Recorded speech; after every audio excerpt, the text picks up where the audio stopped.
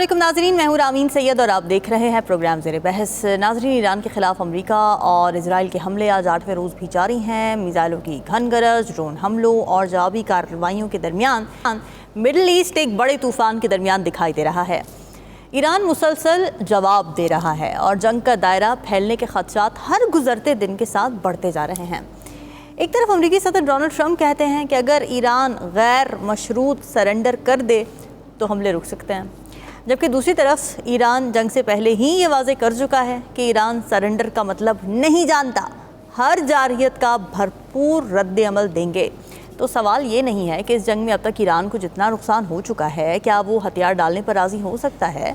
सवाल ये है कि क्या कोई खुद मुख्तार रियासत इस तरह सरेंडर कर सकती है जैसे अमेरिका चाहता है। फिर सवाल ये भी है कि अमेरिकी सदर का ये मुतालबा दरअसल मुज़ाकरात की पेशकश है या फिर मुकम्मल दबाव की हिकमत अमली है। ऐसे में ये खबरें भी आ रही हैं कि जंग रोकने के लिए सऊदी अरब ने ईरान से बैकडोर राब्ता किया है। ईरानी सदर का ये कहना है कि ईरान अब पड़ोसी ममालिक पर हमला नहीं करेगा, बशर्त ये कि उनकी सरजमीन या अमरीकी अड्डों को ईरान के ख़िलाफ़ इस्तेमाल ना किया जाए। यानी ईरान जंग को फैलाना नहीं चाहता, लेकिन अपने दिफा से भी पीछे हटने को तैयार नहीं है। इसी दौरान ट्रंप का एक और बयान सामने आता है जिसमें वे कहते हैं कि ईरान में नई क़यादती इंतखाब में अमेरिका को भी शामिल किया जाए। यहाँ से एक और बहस जन्म लेती है कि क्या ये सिर्फ जंग है या इसके पीछे रजीम चेंज का एजेंडा भी मौजूद है, जिसका इजहार बार बार सदर ट्रंप कर रहे हैं। इसी पर बात करेंगे प्रोग्राम के पहले हिस्से में। मुझे ज्वाइन कर रहे हैं सीनियर तज़कियाकार नकीब साहब, ज़फ़र हिलाली साहब और पीजे मीर साहब। आप सभी का बहुत शुक्रिया। नजमो साकिब साहब, एक तो ये अनकंडीशनल सरेंडर क्या होता है, इस कॉन्टेक्स्ट में इसको ज़रा इंटरप्रेट करें। और ये जो ट्रंप साहब कहते हैं कि जब तक नई लीडरशिप और वो भी ऐसी लीडरशिप जो कि अमेरिका के लिए काबिल कबूल हो वो पिक नहीं की जाती, तब तक वो किसी और कैंडिडेट को कबूल नहीं करते।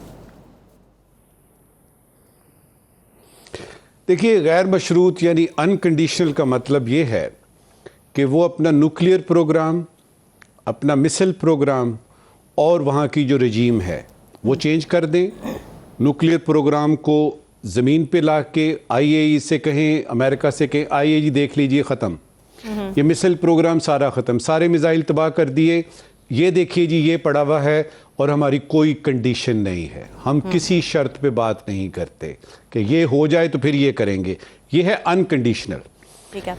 जो सूरत हाल नज़र आ रही है पिछले 7-8 रोज़ में, ख़ास तौर पे राहबर की शहादत के बाद की, उसमें तो मुझे जो ईरान नज़र आ रहा है वो मुझे गम गुस्से के अलावा गैज़ो गज़ब में भी नज़र आ रहा है। नोट कीजिए मैं क्या कह रहा हूँ। उनको दुख है, उनको तकलीफ़ है, लेकिन उसके साथ साथ वो थोड़ा सा गैज़ो गज़ब में भी हैं। तो गैर मशरूत तो दूर की बात है, आप तो इस वक्त कोई मशरूत सरेंडर भी नहीं करा सकते। पक्की बात है वो, इसलिए कि जो शवाहिद नज़र आ रहे हैं, जिस तरीके से ईरान ने रिटेलिएट किया है, ना सिर्फ इजराइल पे, अमेरिकन इंटरेस्ट पूरे इलाके में, जहां जहां तक उनके प्रोजेक्टाइल्स पहुंच सकते थे वहां उन्होंने पहुंचाए हैं, बगैर किसी यानी तकलीफ के, बगैर किसी खौफ के और तरदीद के। उन्होंने कहा कि ये लीजिए। आज उसके बारे में पता लगा है कि ये जो प्रेसिडेंट पोजिशकियाँ हैं, उन्होंने कहा है कि जी अब हम पड़ोसी मुल्कों पे जो है वो हमला नहीं करना चाहते, अनलेस कि we are attacked, we are not going to attack any of the neighbouring Muslim brethren countries. अच्छा, अब ये तो बात हो गई आपकी कि आप किस बिरते पे कह रहे हैं कि गैर मशरूत कर दे। तो क्या ईरान को नहीं पता कि जब आप बात करते हैं तो थोड़ी देर बाद उसमें कुछ चेंज आ जाता है। मिसाल के तौर पे आप JCPOA करते हैं किसी एक हुकूमत के साथ, वाशिंगटन के साथ, तो प्रेसिडेंट ट्रंप आते हैं अपनी पहली टर्म में तो वो उसको बिल्कुल ही ख़त्म कर देते हैं। अभी दूसरी दफ़ा बात हो रही थी जिनीवा में, तो जो तय होने लगा था, ये हो रहा था, उस वक्त आप अटैक कर देते हैं। तो ईरान के पास क्या है? Let's say for a second let us presume that Iran surrenders unconditionally. ठीक है। उसके बदले में क्या देंगे आप उनको? हाँ। और जो आप उनके बदले में उसको देंगे, क्या वो वाकई दे देंगे कि सिर्फ बात करेंगे, अपना मकसद पूरा कराएंगे? क्या ये ईरान को नहीं पता? ईरान को ना सिर्फ पता है, और यार अगर तालिबान को पता है अमेरिका का, तो ईरान को कम से कम थोड़ा सा क्रेडिट तो दें। वो दुनिया की पहली सुपर पावर थी। वो उस वक्त से लेके अब तक जो है उनकी दो तीन चीज़ें, उनकी खुददारी, उनकी हमीयत, उनका इज्जत और वो जो हुर्मत का कॉन्सेप्ट है, उनके जो नेशनहुड है, और आपके इस हमले ने पूरी नेशन एक कर दी है। इस सूरत में तो आप मशरूत भी बात नहीं कर सकते। लिहाजा असेसमेंट क्या हुई? असेसमेंट ये हुई कि ये कंपनी की मशहूरी के लिए है, उनको भी पता है कि ये ऐसा नहीं हो सकता। देखिए, इराक नहीं है ईरान, शाम नहीं है ईरान, और फिर ये ईरान भी ऐसा नहीं है कि आप भेजेंगे और किसी प्रेसिडेंट मदूरो को उसकी बेगम समेत किसी जहाज पे बिठाएंगे और न्यूयॉर्क ले आएंगे, और इनको सबको पता है कि ऐसा नहीं है। तो फिर क्या किया जाए? फिर ये किया जाता है कि आपका प्रोपेगेंडा बीच में आता है, झूठ बीच में आता है, थ्रेट्स बीच में आते हैं। थ्रेट्स वो जो जंग से पहले भी चलते हैं, थ्रेट्स वो जो जंग के दौरान भी चलते हैं कि अगर बगैर गोली चलाए, बगैर किसी किस्म के मिसाइल का अटैक किए, बगैर किसी टैंक को भेजे, बगैर किसी ग्राउंड, वो जो बूट ऑन ग्राउंड की बात है, उसके किए काम बन सकता है तो वो बना लिया जाए। ठीक है। और पिछली दफा जब हमला हुआ था उस वक्त उन्होंने मनवा ली थी बातें। याद रहे कि पिछली दफा जब हमला हुआ था तो उसमें अली खमनाई ने, जो कि इनके राहबर जो शहीद हो गए हैं, इन्होंने कुछ बातें की थी उस हमले से पहले। तो उसके बाद इन्होंने मान ली वो सारी बातें जो कि प्रेसिडेंट ट्रंप ने की, जो कि वॉशिंगटन चाहता था। अब सूरत हाल मुख्तलिफ है। वो राहबर नहीं रहा जो 36 साल तक उनके ऊपर उसने अपनी छतरी लगाई हुई थी। पूरी कौम गम गुस्से में है और गैज़ो गज़ब में है। लिहाजा इस वक्त इस तरह की कोई बात करना, फिर आपको ये कहना कि जी देखिए मुज्तबा जो खमेनाई हैं, जो कि अली खमनाई के सबसे बड़े बेटे हैं, जिनके बारे में बात आ रही है कि उनको नहीं बनाएंगे, और हम अगर चाहें किसी वक्त भी हमारे लिए वहां पे रिजीम चेंज करना या वहां पे लीडर या रहबर बनाना ऐसे ऐसे ऐसे है, आसान है। जिस तरह हमने मदूरो के बारे में वेनेजुएला में किया, माफ कीजिएगा, आसान तो क्या, ये मुश्किल भी नहीं है। ये मुझे तो नामुमकिन नजर आ रहा है। वो इसलिए कि अभी तक जो ईरान ने रिस्पॉन्स दिया है, अभी तक के रिस्पॉन्स को कोई ऑब्जेक्टिव एनालिस्ट देखे तो उसको पता लगेगा कि ईरान ने कमान के साथ, यानी तीर के साथ उसने कमान भी झोंक दी है जंग में, ताकि हथियार फेंकने की जिल्लत से बच सके।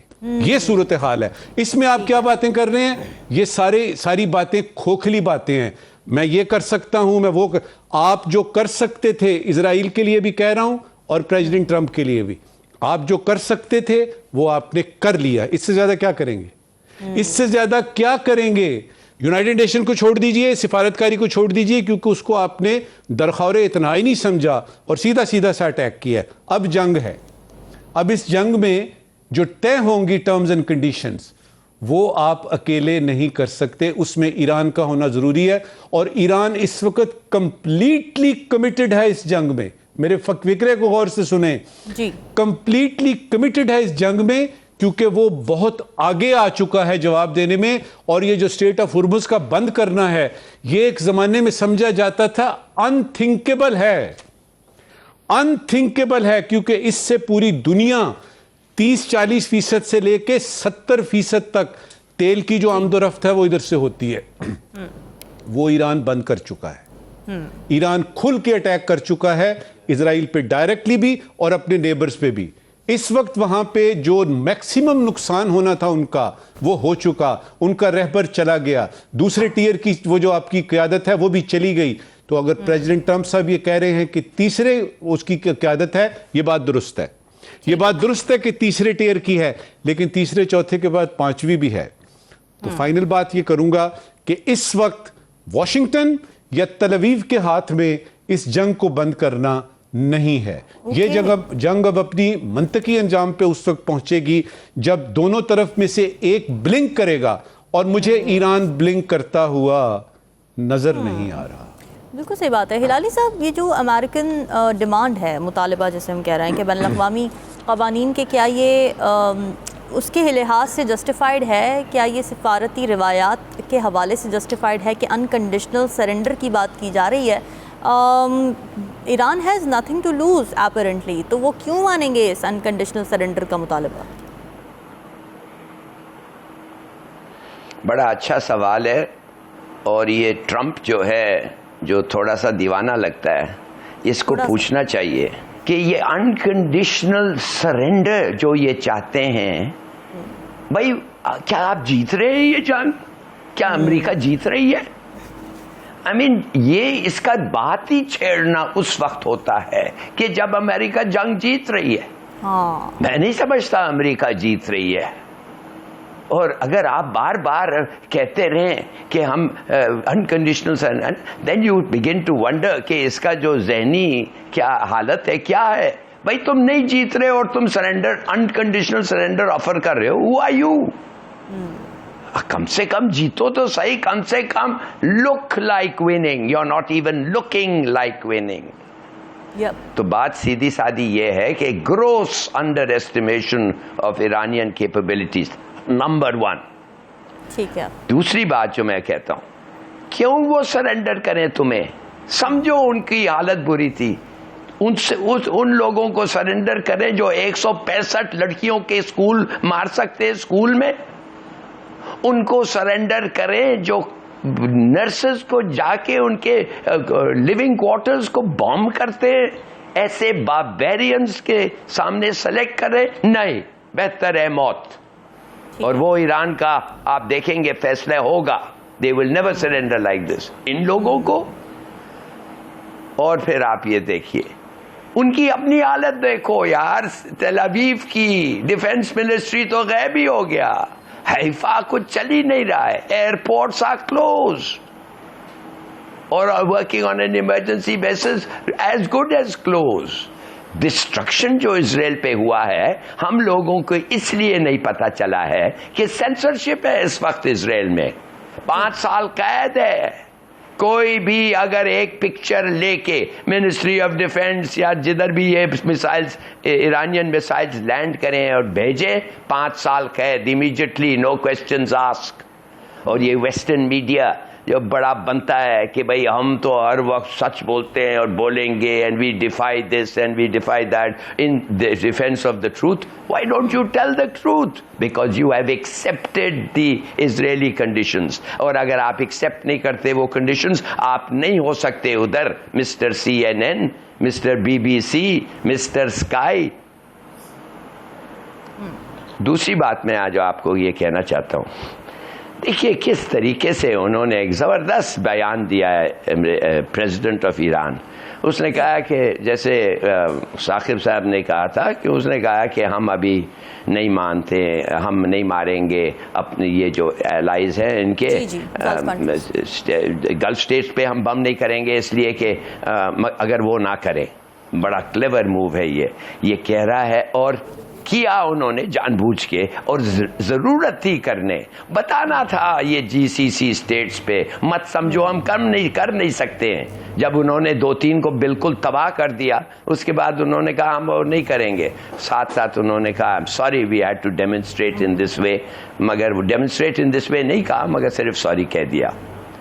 देखिए सबसे बड़ी बात है ये unconditional surrender, without which of course they can be no regime change. ये रेजीम चेंज, ये पहले तो मेरे ख्याल में आज तक किसी को कोई एक हिंदुस्तानी जनरल ये कह रहा था कि आज तक मैंने in my 37 years of service कभी सुना ही नहीं है कि आपने रेजीम चेंज कर लिया without boots on the ground. तो ये समझते हैं कि क्या ये समझते हैं ये कुर्दों से करवा रहे हैं ईरानियन, जो sorry I beg your pardon, जो अमेरिकन कुर्दों से कराने वो कर सकते हैं।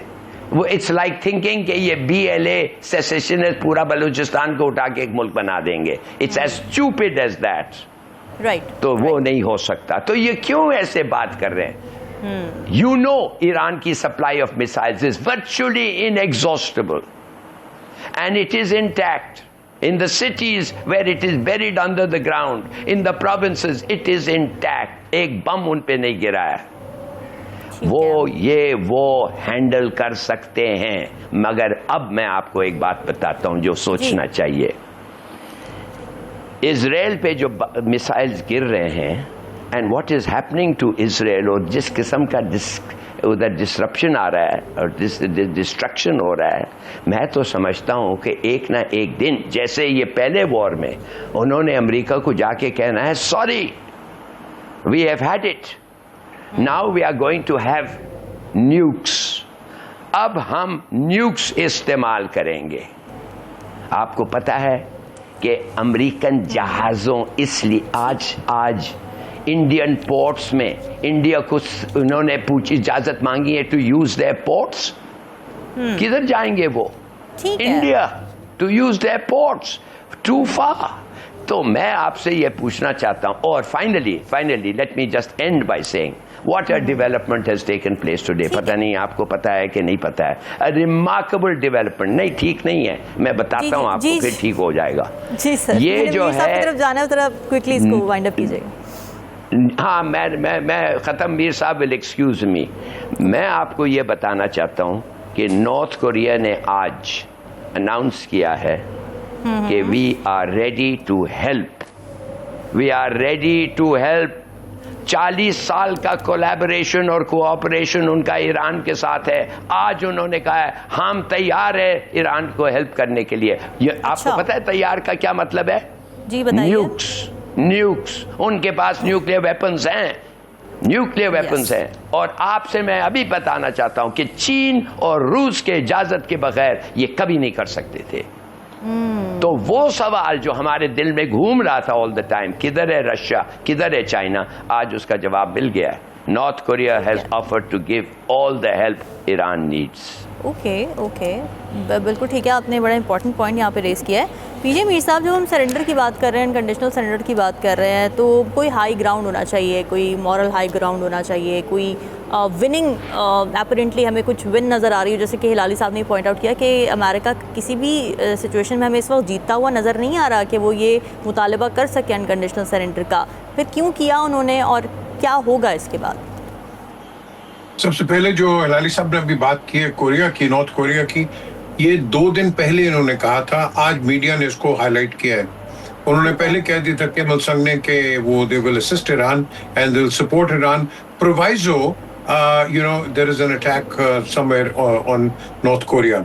चलो ये भी बात आ गई, बट द क्वेश्चन इज कि इस वक्त टाइड्स टर्न कर रहे हैं। America is turning out, well not America, president Trump is turning out to be the biggest liar of all sorts. पहले कहता है regime change, फिर कहता है कि this is a terrorist, evil people who are running Iran, and now he says, oh, I don't mind, anybody can come in and rule Iran as long as you don't attack us. So where is your your initial statement? किस तरह फिर है इसके ऊपर? अब वो terrorism खत्म हो गई है? You really think after bombing Tehran, Iranis will be just quiet? No, they won't. इसके रिपरकशंस आपने बड़े इंटरनेशनल हिस्ट्री में आपने देखे हुए। People respond, और इसकी which I think will be wrong because Iranians they will go onto the path of terrorism. States के अंदर हर जगह पूरी दुनिया के अंदर टेररिज्म फैलेगी because of America. Because of America, because of suppression. और ये जो suppression कर रहे हैं, मेरी नजर के अंदर ये suppression जो है, it will backfire for the Americans. How long will they continue? Number one, this is an illegal war. This is a totally illegal war. जब कहते हैं कि presidential power क्या है, सदर अमेरिका के पास पावर है कि वो खुद एक unilateral decision ले सकता है कि जब अमेरिका पे हमला हो, अमेरिका पे तो ईरान ने हमला किया नहीं, Iran never attacked America. One. Secondly, Israel has attacked Iran before. It has attacked Iran now, and America has become a party. So who's fighting whose war? ये पहले मुझे बताएं आप. Who's fighting whose war? Then you constitute a board of peace, which is in pieces. Right now तुम piece की बात करते हो, ले लीजिएगा। तुमने उसके बाद एक ये गाजा के अंदर एक थ्रेट, एक थिएटर खोल लिया है, अब ईरान के अंदर खोल लिया है। फिर उसके बाद जो आज अच्छी चीज है, प्रेसिडेंट मसूद पेजेशियान ने बड़ी अच्छी बात की है, we will not attack the Gulf states, आपने भी बताया है, लेकिन प्रोवाइजो कि आप हम पे अटैक ना करें। अच्छा, आप हम पे अटैक ना करें। अब इजराइल क्या गेम कर रहा है? साइप्रस पे अटैक इजराइल ईरान ने क्यों करना? इसकी इंक्वायरी करें आप। Why is there not an inquiry that who actually attacked the Royal Air Force base in Cyprus. इसलिए because Israel wants the war to expand. इस expansion के अंदर the only country in the Middle East who will be laughing will be Israel because उसकी जो great expansion plans है वो in face आ जाएंगे. So मैं समझता हूँ कि इस चीज को हमें मद्देनजर रखना है. IRGC ने कहा है हमारी कोई किसी के साथ दुश्मनी नहीं है, लेकिन आप हम पे अटैक न करें, हम आप पे अटैक नहीं करेंगे. अटैक कौन कर रहा है? America and Israel on Tehran. और ये बड़ी अच्छी बात लगी है मुझे कि Iranians will not surrender and I hope they never do because this is suppression. ठीक है नजमुल साकिब साहब, मैं आपका कमेंट इस ब्रेक के बाद लेती हूँ आकर. अभी यहाँ एक ब्रेक लेंगे, डिस्कशन को यहीं से आगे बढ़ाएंगे. स्टे विद अस.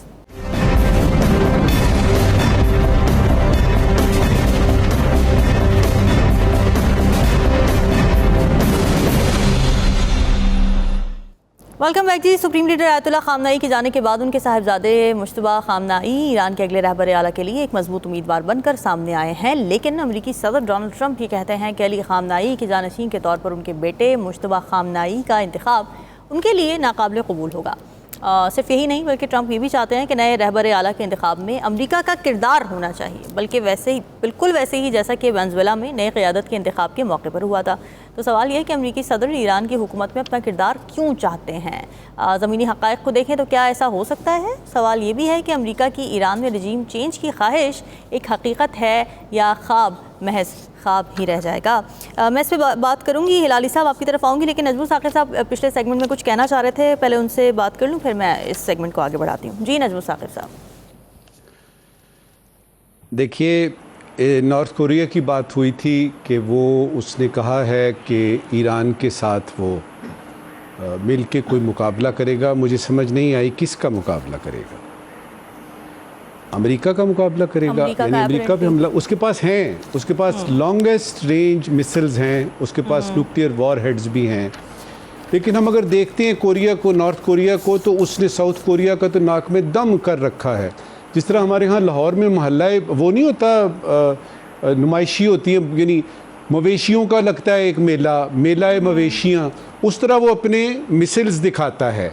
और वो काफ़ी बरसों से दिखा रहा है, जापान को दिखाता है, इधर दिखाता है, ताकि थोड़ा सा उसको मिले कि जी पैसे मिल जाएं दाएं बाएं से. सवाल ये है कि क्या अमेरिका जो ईरान में देख रहा है कि जी ये जो है इसका जो न्यूक्लियर प्रोग्राम है इसको ख़त्म करना है क्योंकि ये ख़तरा है, उसको बने बनाए नॉर्थ कोरिया के वॉर हेड्स नज़र नहीं आ रहे. अगर उसको नज़र नहीं आ रहे तो इसका क्या मतलब है? उसने आंखें बंद की हुई हैं. और आंखें क्यों बंद करेंगे वो? इसलिए कि उनको पता है कि उनकी इजाज़त के बगैर और फिर रूस और चीन की मर्ज़ी के बगैर वो अपनी पलक भी नहीं झपक सकते. इसको देख लीजिएगा और उसके बाद फिर इस खबर पे गौर करें कि नॉर्थ कोरिया की औकात बिसात क्या है. नॉर्थ कोरिया की औकात बिसात क्या है, जबकि चीन उधर मौजूद है और चुप है, जबकि रूस उधर मौजूद है चुप है, जबकि अमेरिका एक एक्चुअल वॉर में है. और इस वक्त हम एक न्यूक्लियर पावर बनने वाली कंट्री की बात कर रहे हैं जिसको इनहिलेट करने की बात जो है वो आपकी सुपर पावर कर रहा है. मेरे ख्याल में नॉर्थ कोरिया की इस खबर को बस खबर समझा जाए. चलें, इसको बस खबर ही समझते हैं. हिलाली साहब, ये जो रजीम चेंज का सवाल उठ रहा है और ये जो चूरन बेचा था हमें डोनाल्ड ट्रंप ने कि अब ईरान में हमारी वजह से बेहतरी होगी, वहाँ के अवाम बहुत मुश्किल में थे, हम उनके सेवियर के तौर पर बन के सामने आए हैं, उनकी ये बात एक्सपोज हो गई CNN को, जो उन्होंने एक इंटरव्यू दिया उसमें, जिसमें वो ये वाज़े तौर पर कह रहे हैं कि अवामी आज़ादी मकसद नहीं है, जमहूरियत लाना ईरान में मकसद नहीं है, अमेरिकन इंटरेस्ट सबसे अहम है. और फिर उन्होंने ये भी कहा कि गैर जमहूरी मजहबी लीडरशिप भी हमें कबूल है अगर वो US और इजराइल के साथ मुनसिफाना सलूक रखे. तो ये तो फिर डेमोक्रेसी के जो उसूल, सुनहरी उसूल जिस पे डोनाल्ड ट्रंप साहब हमें बेवकूफ़ बना रहे थे, ये तो एक्सपोज हो गया. देखिए, ये आप हर लफ्ज़ डोनाल्ड ट्रंप का, हर सेंटिमेंट, हर स्टेटमेंट कभी इधर कभी उधर लेके आप कहते हैं कि try and make sense of this. अगर ये क्यों कह रहा है? इसलिए कि पहले इसने ये कहा है. आप खुद कह रहे हैं कि ही इज़ मैड, आप खुद कह रहे हैं कि he seems to have lost his thing. तो छोड़ें इन बातों पे. ये हर वो ही कहेगा जो सूट्स हिम, इसको छोड़ें. मैं थोड़ा ये नॉर्थ कोरिया के बारे में, ये साहब जो कह रहे हैं ना कि नॉर्थ कोरिया कुछ नहीं है और साउथ कोरिया में नाक में दम किया है। नॉर्थ कोरिया एक मुल्क है जिसने बता दिया है अमेरिकनों को इस हद तक कि ट्रंप ना सिर्फ नॉर्थ कोरिया से इन हिज ओन इनिशिएटिव लिया है बात करने के लिए कि हमारे पे कभी मत मारना ये बम, मगर वो गया है North Korea. He has travelled to North Korea so that कि उनके साथ ऐसी एक रिलेशनशिप हो जो वो ऐसा नहीं सोचेंगे, और उनको 10 दफे कह चुका है we are not interested North Korea, हम नहीं बम करेंगे, आप फिक्र ना करें। मगर North Korea does not believe him, इसलिए नॉर्थ कोरिया को डेमोन्स्ट्रेट किया है कि it can hit Los Angeles, और रॉकेट्स टेस्ट किया है, न्यूक्लियर कैरिंग मिसाइल्स टेस्ट किया है पैसिफिक में उनके सामने, और बता दिया है कि मैं उधर पहुंच सकता हूं। तो आप इतना डिस्काउंट नहीं करें। एक दूसरी बात यह है, इतना पैसे और क्या क्या उनको नॉर्थ कोरिया को मिलते हैं इस हद तक, तो उसने एक डिवीजन ऑफ ट्रूप्स भेजा है रशिया को यूक्रेन के खिलाफ लड़ने के लिए। देखा नहीं है आप? He means what he says. जब वो कहता है we are with you, troops भेजता है। ये नहीं है statement we are with you and then he forgets, जो हमारी आदत इस किस्म की होती होगी। उसकी आदत नहीं है। He has sent a division of troops to fight Ukraine with Russia and they have lost casualties and he is continuing to do that and he is proud of it. तो अंडर एस्टिमेट करे your enemy को कभी ना करें, and this is not a small matter. It is a very big psych. I mean, quite frankly, अगर 40 साल इनका cooperation है और जितना ईरान के पास पैसे थे और हैं, मैं कहता हूं नॉर्थ कोरिया क्या पता अभी भी उनको काफी एक्सपर्टीज दे दिया होगा, if not the actual weapon. तो मेरा ख्याल है let's not ignore this. It is a very big statement to make at this juncture after the war has restarted again with Israel. दूसरी बात है regarding regime change. Regarding regime change, देखिए Iranians have signalled, Iranian ने signal किया United States को। हम नहीं बता उनका, I tell you what it is, वो नहीं बनाते इसको।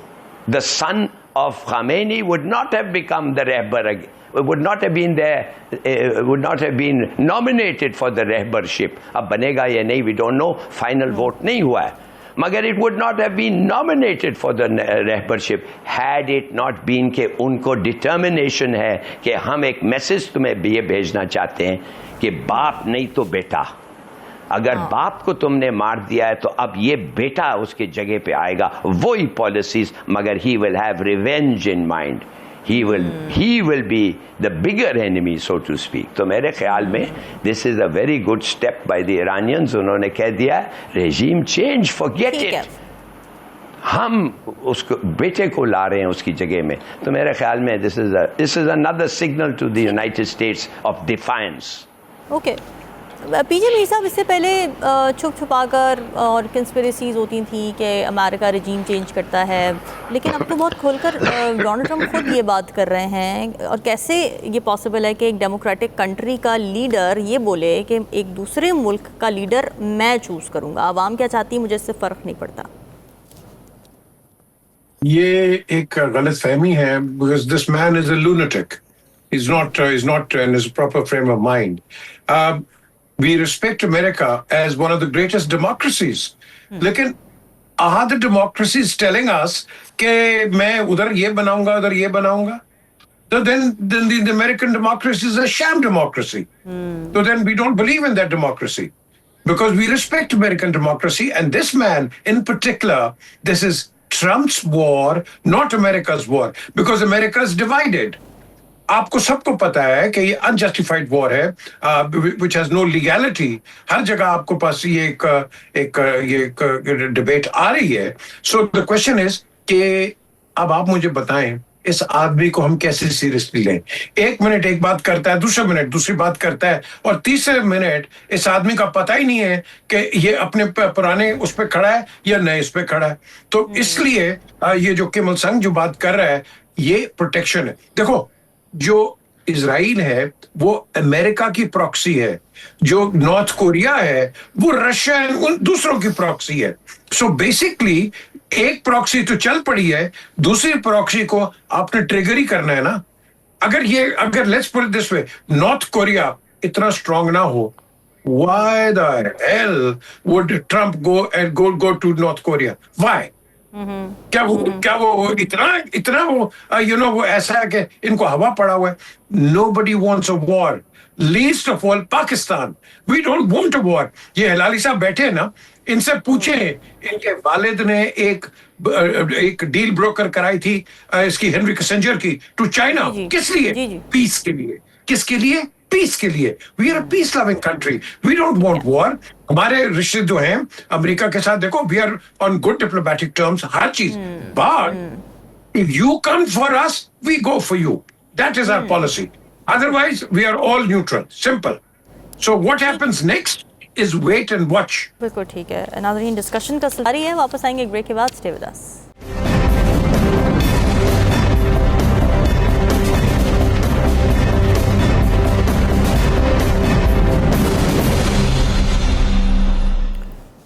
वेलकम बैक जी. मशरिक़ वुस्ता में ईरान, अमेरिका और इजराइल के दरमियान जारी जंग का असर सिर्फ मैदान जंग तक महदूद नहीं रहा है. इसके असरात दुनिया भर की मईशतों पर पड़ रहे हैं और पाकिस्तान भी इससे अब महफूज नहीं रहा है, क्योंकि हुकूमत ने पेट्रोल और डीज़ल की कीमतों में 55 रुपये फ़ी लीटर तक इजाफा कर दिया है. हुकूमती मौक़िफ़ की अगर बात करें तो वो ये है कि आलमी मार्केट में तेल महंगा हो रहा है और मशरिक़ वुस्ता में जंग की वजह से सप्लाई के ख़दशात बढ़ गए हैं. तो अहम सवाल ये है कि क्या पाकिस्तान वाकई आलमी बहरानों से निपटने के लिए तैयार है? हमारे पास ऐसी तवानाई पॉलिसी क्यों मौजूद नहीं है जो आलमी उतार चढ़ाव के असरात को कम कर सके? हुकूमत पर एक तनकीद ये हो रही है कि अप्रैल 2022 में इमरान खान के दौरे हुकूमत में आलमी मंडी में खाम तेल की कीमतें फ़ी बैरल 105 से $110 फ़ी बैरल थीं, मगर आवाम को पेट्रोल 150 में मिल रहा था. आलमी मंडी में खाम तेल के रेट लगभग वही हो गए हैं जो 2022 में हुए थे. अब आवाम को पेट्रोल 322 का क्यों बेचा जा रहा है? सवाल ये भी है कि हुकूमत कीमतें बढ़ाकर तेल की सप्लाई के बहरान पर काबू पाने की कोशिश कर रही है या बहरान को मौका जानकर इससे फ़ायदा उठाने की तरफ जा रही है. इसी पर बात करेंगे. पीजे मीर साहब, आप पिछले सेगमेंट में शायद कोई कमेंट करना चाह रहे थे, आप वो पहले कीजिए, फिर मैं आपसे पेट्रोल हाइक पर बात करूँगी. जी, सबसे पहले जब कहते हैं ना कि जी वो ट्रम्प पागल नहीं है, अवाम पागल है, नजमुल साकिब साहब, I totally agree with you. लेकिन इस पागलपने के साथ जब आप कहते हैं किसी को लेके आए, आप इस ट्रम्प को लेके आए हैं, इसने तो लोगों को धोखा दिया है. इसका तो मेन एम था कि मैं पीस लेके आऊंगा. मैंने 7 जंगें रोकी हैं, 8वीं जंग तुमने 8वीं 9वीं जंग इधर शुरू कर दी है. तो that means you lied to the people of America. So basically we have to understand that. दूसरी चीज ये है, मोदी ने भी तो यही किया ना. मीर साहब, ये झूठ उसने पाकिस्तानियों के साथ बोला है कि अमरीकियों के साथ बोला है? फिर अमरीकियों के साथ पाकिस्तान तो अमरीकियों के साथ बोला है. अमरीकियों के साथ अगर बोला है, अगर उसने झूठ अपने ही लोगों के साथ बोला है, हमें क्या मसला है?